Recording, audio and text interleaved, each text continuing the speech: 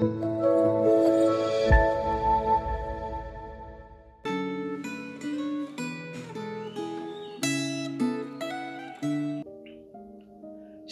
Bapak Ibu Saudara-saudara yang dikasihi oleh Tuhan. Sungguh satu sukacita yang luar biasa jikalau kita boleh diberikan satu kesempatan untuk membaca dan merenungkan firman Tuhan. Biarlah ketika kita membaca dan merenungkan firman-Nya, sungguh-sungguh kita boleh mengalami sebuah transformasi di dalam hidup kita, dan kita boleh semakin menjadi murid-murid Kristus yang sejati, murid-murid yang menghasilkan buah yang berlimpah-limpah. Mari kita berdoa terlebih dahulu sebelum kita membaca dan merenungkan firman Tuhan. Bapa dalam surga, kami sungguh sangat bersyukur kepadamu untuk hari yang kau berikan kepada kami, untuk kesehatan yang kau berikan kepada kami, dan juga untuk kesempatan di mana Tuhan boleh memberikan kepada kami untuk membaca dan merenungkan firman-Mu. Berfirmanlah kepada kami ya Tuhan, kami siap untuk mendengarkan firman-Mu.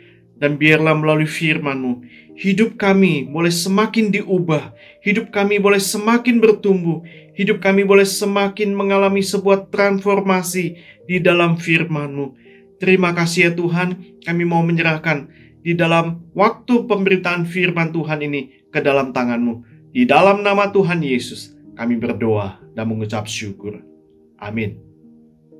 Bapak Ibu Saudara-saudara yang dikasihi oleh Tuhan, hari ini kita akan memasuki satu bagian kitab yang baru, yaitu Yosua pasal yang pertama. Kita hanya membaca di dalam ayat yang pertama sampai ayat yang ke-9. Demikian firman Tuhan. Sesudah Musa hamba Tuhan itu mati, berfirmanlah Tuhan kepada Yosua bin Nun, abdi Musa itu, demikian, hambaku Musa telah mati. Sebab itu bersiaplah sekarang, seberangilah sungai Yordan ini, engkau dan seluruh bangsa ini menuju negeri yang akan kuberikan kepada mereka, kepada orang Israel itu. Setiap tempat yang akan diinjak oleh telapak kakimu, kuberikan kepadamu, seperti yang telah kujanjikan kepada Musa. Dari padang gurun dan gunung Libanon yang sebelah sana itu, sampai ke sungai besar, yakni sungai Efrat, seluruh tanah orang Het, sampai ke laut besar di sebelah matahari terbenam. Semuanya itu akan menjadi daerahmu. Seorang pun tidak akan dapat bertahan menghadapi engkau seumur hidupmu. Seperti aku menyertai Musa, demikianlah aku akan menyertai engkau. Aku tidak akan membiarkan engkau dan tidak akan meninggalkan engkau. Kuatkan dan teguhkanlah hatimu, sebab engkaulah yang akan memimpin bangsa ini memiliki negeri yang kujanjikan dengan bersumpah kepada nenek moyang mereka untuk diberikan kepada mereka. Hanya kuatkan dan teguhkanlah hatimu dengan sungguh-sungguh, bertindaklah hati-hati sesuai dengan seluruh hukum yang telah diperintahkan kepadamu oleh hambaku Musa. Janganlah menyimpang ke kanan atau ke kiri, supaya mereka beruntung kemanapun engkau pergi. Janganlah engkau lupa memperkatakan kitab Taurat ini, tetapi renungkanlah itu siang dan malam, supaya engkau bertindak hati-hati sesuai dengan segala yang tertulis di dalamnya. Sebab dengan demikian perjalananmu akan berhasil dan engkau akan beruntung. Bukankah telah kuperintahkan kepadamu, kuatkan dan teguhkanlah hatimu, janganlah kecut dan tawar hati, sebab Tuhan Allahmu menyertai engkau kemanapun engkau pergi.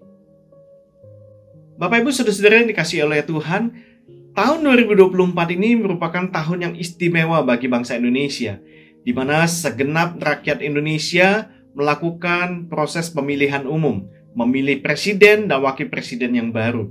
Ada satu proses pergantian di dalam masa kepemimpinan yang terdahulu, masuk di dalam proses kepemimpinan yang baru. Dan kita bersyukur untuk semua proses ini boleh berjalan dengan baik. Nah, ketika kita membaca di dalam Yosua pasal yang pertama, kita juga melihat ada satu nuansa di mana ada proses pergantian kepemimpinan dari kepemimpinan Musa kepada kepemimpinan Yosua. Ini adalah satu proses yang memang sangat tidak mudah bagi Yosua, di mana Yosua harus memimpin setidaknya mungkin hampir sekitar 1 juta rakyat Israel, di mana kepemimpinan Yosua adalah satu kepemimpinan yang betul-betul diuji. Namun ketika Yosua diperintahkan oleh Tuhan untuk memimpin bangsa Israel masuk ke dalam tanah Kanaan, ini adalah sebuah hal yang memang satu tugas yang berat, di mana bangsa Israel merupakan satu bangsa yang tegar tengkuk. Walaupun mereka adalah bangsa yang begitu banyak melihat berbagai macam mujizat yang Allah berikan kepada mereka, namun mereka adalah bangsa yang tetap bersungut-sungut. Nah, ketika bangsa Israel itu bersungut-sungut, ini merupakan satu gambaran bagaimana bangsa Israel itu merupakan bangsa yang seringkali memberontak. Setelah mereka keluar dari perbudakan Mesir, bangsa Israel itu ketika dipimpin oleh Musa sejak di Mesir hingga mereka masuk di dalam pengembaraan selama 40 tahun di padang gurun itu, Tuhan memberikan berbagai macam mujizat yang begitu luar biasa. Namun bangsa Israel tetap tegar tengkuk. Musa adalah seorang pemimpin yang besar, yang sangat dikagumi oleh bangsa Israel. Melalui Musa inilah Allah mengerjakan berbagai macam mujizat, baik itu ketika bangsa Israel berada di Mesir, maupun ketika bangsa Israel itu berada di padang belantara. Melalui Musa inilah Allah memberikan 10 hukum Allah, 10 hukum Taurat itu kepada bangsa Israel. Bahkan Allah memberikan kesempatan kepada Musa untuk berjumpa dengan Allah secara pribadi. Sehingga kita bisa melihat dan membaca dan mengetahui bagaimana wajah Musa itu bercahaya dan terkena pancaran kemuliaan Allah. Kita bisa membaca itu di dalam Keluaran pasal 34, ayat yang ke-29, ayat yang ke-30, dan ayat yang ke-35. Bapak Ibu Saudara-saudara dikasih oleh Tuhan, ketika Musa mangkat, maka ini membuka sebuah babak yang baru bagi bangsa Israel. Di mana di antara 12 pengintai itu, hanya 2 yang diizinkan oleh Tuhan untuk masuk ke tanah perjanjian, yaitu Kaleb dan Yosua. Maka sebab itu Yosua diperintahkan oleh Tuhan untuk melanjutkan kepemimpinan Musa. Nah, siapakah yang bisa memimpin bangsa Israel yang besar, yang sanggup mempunyai satu karakter, kualitas kepemimpinan yang seperti Musa ini? Apakah Yosua sanggup? Nah, Allah sangat memahami pergumulan daripada umat Israel dan bahkan Yosua secara pribadi. Oleh sebab itu, Tuhan berkali-kali memberikan satu peneguhan penghiburan kepada Yosua. Allah telah memberikan sebuah otoritas yang besar kepada Yosua. Memang Yosua ketika dia dipercayakan mengemban satu tugas yang besar ini, tidak mudah bagi Yosua untuk mengambil sebuah alih kepemimpinan, menggantikan Musa sebagai seorang pemimpin yang begitu luar biasa, begitu berkarisma bagi bangsa Israel. Namun Allah menegaskan bahwa sesungguhnya bukan Musa yang memimpin bangsa Israel, melainkan Allah sendiri. Allah menegaskan pula bahwa Musa itu adalah hambanya. Dan pernyataan Tuhan itu jauh lebih penting daripada siapa yang memimpin.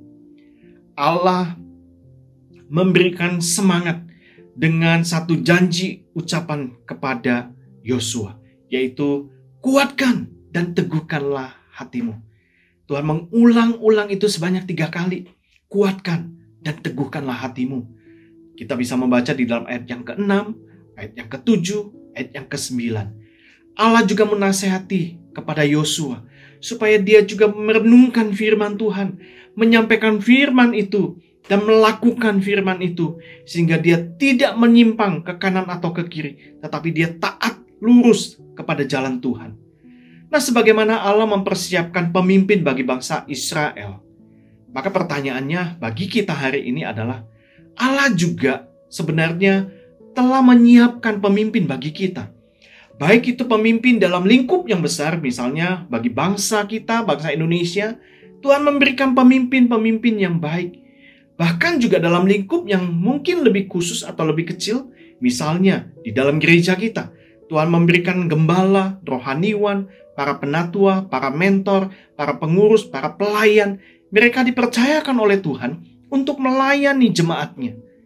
Nah, bagaimana kita sebagai anak-anak Tuhan, sebagai jemaat Tuhan.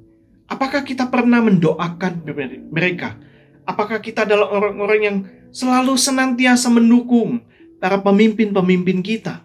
Baik itu pemimpin bangsa kita, dan juga para rohaniwan kita, gembala kita, para penatua majelis kita, para pengurus-pengurus kita, para mentor-mentor kita yang Tuhan percayakan untuk memimpin jemaatnya. Dan bahkan mungkin kalau seandainya Tuhan mempercayakan kita untuk menjadi pemimpin, biarlah kita pun juga boleh belajar untuk memegang teguh seperti apa yang Tuhan nyatakan kepada Yosua.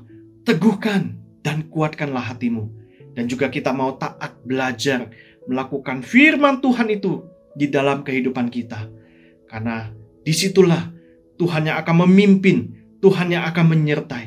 Bukan karena kuat gagah kita, tetapi melalui penyertaan dan kasih Tuhan, kuasa Tuhan yang akan memimpin dan menyertai kita. Nah, kiranya kita terus berdoa, kita juga adalah orang-orang yang siap untuk melayani Tuhan, dan Tuhan juga boleh memberkati pemimpin-pemimpin bangsa kita, pemimpin-pemimpin daripada gereja kita, sehingga melaluinya nama Tuhan semakin dimuliakan. Amin. Mari kita berdoa. Bapa di dalam surga, kami sungguh sangat bersyukur kepadamu untuk firman Tuhan yang boleh kami renungkan pada hari ini. Tuhan, kami bersyukur untuk para pemimpin-pemimpin bangsa kami yang Tuhan boleh berikan kepada kami. Kami berdoa ya Tuhan, buat pemimpin bangsa kami, kiranya Tuhan yang memberikan kepada mereka hikmat, bijaksana, dan juga hati yang takut akan Tuhan. Supaya mereka adalah orang-orang yang tidak menyimpang ke kanan atau ke kiri, tetapi mereka melakukan tugas tanggung jawab mereka sebagai pemimpin dengan hidup takut akan Tuhan. Kami juga berdoa ya Tuhan, buat para gembala kami, para hamba-hamba Tuhan kami, para penatua majelis kami, para pengurus-pengurus komisi kami, para mentor-mentor kami, bahkan mungkin para pemimpin-pemimpin gereja lainnya. Kami berdoa ya Tuhan, kiranya Tuhan memberikan kepada mereka kekuatan yang daripada Tuhan sendiri.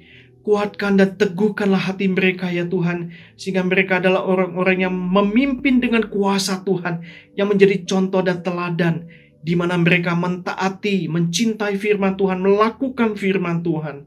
Mereka adalah orang-orang yang tidak menyimpang ke kanan atau ke kiri. Kami rindu Tuhan, kiranya melalui pemimpin-pemimpin kami, nama Tuhan semakin dimuliakan. Terima kasih ya Tuhan, untuk kasih setiamu, untuk firman Tuhan yang boleh kami renungkan pada hari ini.